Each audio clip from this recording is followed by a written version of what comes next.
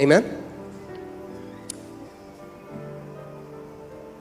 हम आंखों देखी बातों पर नहीं पर विश्वास पर चलते हैं, और यही किया इब्राहिम ने।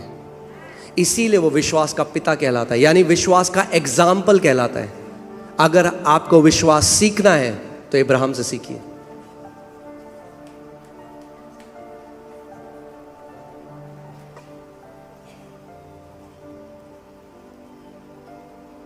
इसीलिए कई बार सबसे रिपोर्ट जो है,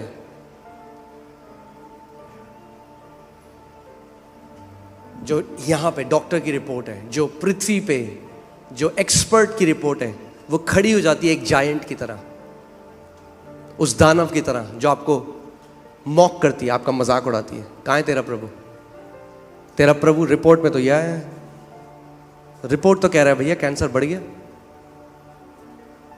कहां है तेरा प्रभु? मॉक करता है। उस टाइम में अगर आपको नहीं पता विश्वास में कैसे खड़ा होना है, तो आप मान लेंगे उस रिपोर्ट को।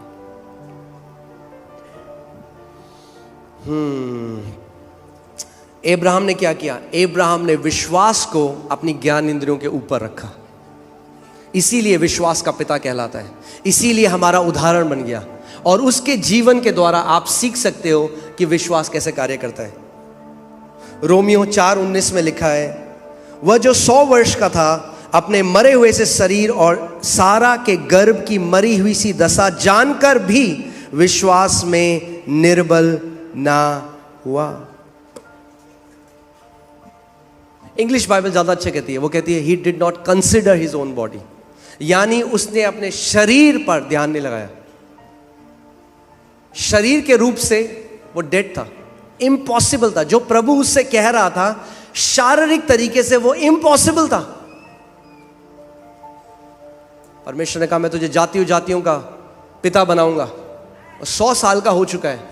अगर अपना शरीर से पूछे, शरीर क्या बन सकता हूं मैं पिता? शरीर कहेगा इम्पॉसिबल, तू नहीं बन सकता। पर शरीर से नहीं पूछा उसने, ये कह रही है बाइबल। उसने अपने शरीर से नहीं पूछा। कई बार प्रभु कहता है मैं तुझे ये बनाऊंगा, या मैं तुझे ये मिनिस्ट्री दूंगा, ये बिजनेस। सो आप सबसे पहले बैंक अकाउंट को देते हैं। हाँ जी बैंक अकाउंट जी हो सकता है, बैंक भूल जा, नहीं हो सकता। आपका बैंक अकाउंट नहीं आपको बताएगा, आपका शरीर आपको नहीं बताएगा। हम क्या करते हैं? जो परमेश्वर हमें बोलता है उसके बाद हम उसे शारीरिक तरीके से टटोलते हैं, क्या ये चीज है संभव? और अगर शारीरिक रूप में आपको लगता है कि संभव है तो आप मान लेते हो। आमीन। अगर आपको शारीरिक रूप में लगता है कि वो संभव है तो हम मान लेते हैं। मगर परमेश्वर चाहता है कि जो उसने आपको बोला है आप अपनी ज्ञानेंद्रियों के ऊपर उसको रखें और उसको मान लें। तो आज मैं आपको रोमियो 4:20 लगाइए। इब्राहिम एक तरीके से विश्वास में बलवंत हो गया, और आप और मैं भी हो सकते हैं। और ना अविश्वासी होकर परमेश्वर की प्रतिज्ञा पर संदेह किया। बाइबल, इंग्लिश बाइबल कहती है he did not become weak in faith consider, यानी वो बाइबल कहती है कि वो विश्वास में कमजोर ना पड़ा अपने शारीरिक दशा को देखकर। आप कलीसिया आए, आपने कहा आज प्रभु मुझे चंगा करेगा, आपके लिए प्रतिज्ञा हुई, एक वचन निकला, आपने उसको ग्रहण किया, आप घर गए खुश हो गए, मैं चंगा हो गया हूं प्रभु। आप घर गए, फिर से वो दर्द आया, और आप उस प्रतिज्ञा पे संदेह करने लगे। आपने कहा शायद प्रभु ने नहीं किया, शायद उस टाइम हो सकता है कि उस टाइम, लोग कहते हैं उस टाइम हमें आराम लगा था।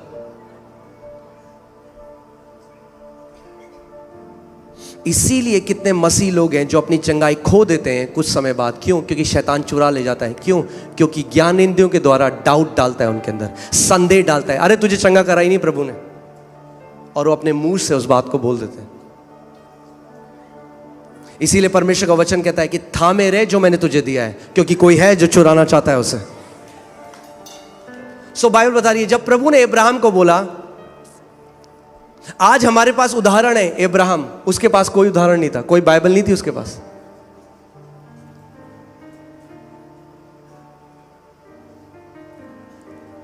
प्रभु ने कहा मैं तुझे जाति जातियों का पिता बनाऊंगा।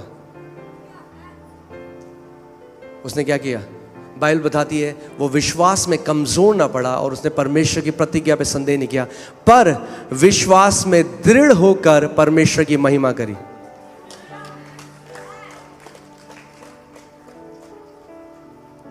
यानी जब परमेश्वर आपको कोई प्रतिज्ञा दे और आप घर जाएं और आपको वो ना दिखाई दे और शैतान डाउट डालने की कोशिश करे, अपना पूरा ध्यान उस समय प्रभु को लगाओ, बोलो प्रभु तू सच्चा है, तेरा वादा सच्चा है, तेरी प्रतिज्ञा सच्ची है। यीशु तूने कहा स्वर्ग और पृथ्वी टल जाएगा पर तेरे मुख से निकले हुए वचन का एक बिंदु भी ना टलेगा। अगर तूने कहा है प्रभु तो मैं इसको मानता हूं, तेरी सारी प्रतिज्ञा हां और आमीन के साथ पूरी होती है।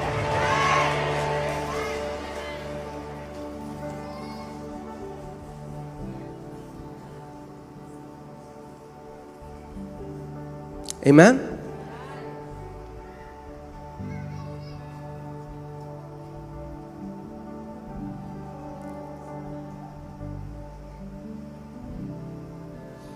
बहुत जरूरी है इस बात को हम लोग समझें। अपनी ज्ञान इंद्रियों के कारण कितने सारे मसीह लोग हैं जो शैतान ने उनको समय से पहले मार दिया। क्योंकि जब आप चारों तरफ अगर आप देखें तो क्या है? बैड न्यूज है। मीडिया खोलो, बैड न्यूज, चारों तरफ बैड न्यूज, कई कलीसियाओं में भी बैड न्यूज है। उस समय में या तो आप उन इजरायलियों की तरह हो सकते हैं जो उनको बैड न्यूज सुने और ग्रहण कर लें, या आप उन दो की तरह हो सकते हैं, जोशुआ और कालेब की तरह, जो परमेश्वर के वचन ने कहा था उसमें मान सकते हैं।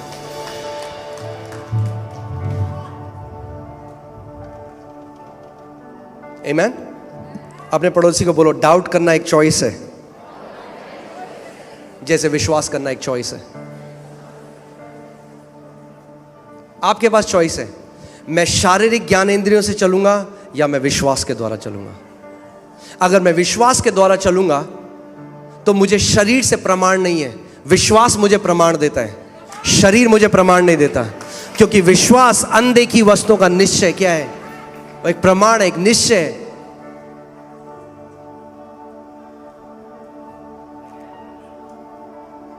आमीन। आपको अगर याद होगा 2-3 हफ्ते पहले मैंने आपको एक व्यक्ति हैं बॉल्डविन, उनकी एक गवाही बताई थी कि कैसे उनको लास्ट स्टेज कैंसर था और जब वचन पढ़ रहे थे, आपको याद है? कितने लोगों को याद है? आमीन। और उनको केवल परमेश्वर ने एक वचन दिया, यशायाह 53:5, कि मेरे कोड़े खाने से तो चंगा हो गया। और जैसे ही उनको वो वचन मिला वो रिजॉइस करने लगे, डांस करने लगे, नाचने लगे कि प्रभु मुझे, मैं चंगा हो चुका हूं। शरीर वैसा ही है, उतनी ही कमजोरी लग रही है, शरीर में कोई फर्क नहीं पड़ा, मगर वचन को मान लिया। जब प्रभु यीशु मसीह ने उस पेड़ को श्राप दिया तो कुछ दिखा, पेड़ वैसी था, मगर अंदर ही अंदर वो जड़ से सूखने लगा। कई बारी जब आप आते हैं और कैंसर के लिए प्रार्थना होती है, श्राप दिया, बाहर से आपको वैसी लगेगा मगर जड़ से वो सूखना लग जाता है। मगर उस समय आपको अड़िग खड़े रहना है, अपने मुंह के अंगीकार को बदलना नहीं है। शैतान उस समय आपके शरीर, शैतान जानता है मैं हार रहा हूं, इससे मैं हार जाऊंगा। अगर ये अड़िग रहा तो क्या करेगा? डाउट डालने की कोशिश करेगा। अरे देख तेरे को अभी भी दर्द हो रहा है, देख तेरा शरीर तो वैसे ही दर्द हो रहा है, अरे अभी भी पस आ रहा है, अरे अभी भी उतना ही फोड़ा बड़ा है, अरे अभी भी रिपोर्ट वही कह रही है। आपको खड़ा नहीं, लिखा है, लिखा है, लिखा है। ये कह के प्रभु यीशु मसीह ने शैतान को हराया, ये कह के आप शैतान को हरा सकते हैं। शैतान, लिखा है उसके कोड़े खाने से मैं चंगा हो चुका हूं। वो आपको बोलेगा क्या प्रमाण है तेरे पास? बोलो उसका वचन मेरा प्रमाण है। बोलो मेरे पीछे, उसका वचन मेरा प्रमाण है। मनुष्य केवल रोटी से जीवित नहीं रहेगा। कई बारी जब शैतान आपको मारने आएगा, रोटी नहीं बचा सकती, वचन बचाएगा उस समय में। मनुष्य केवल रोटी से जीवित नहीं, मगर परमेश्वर के मुख से निकले हुए हर एक वचन के द्वारा जीवित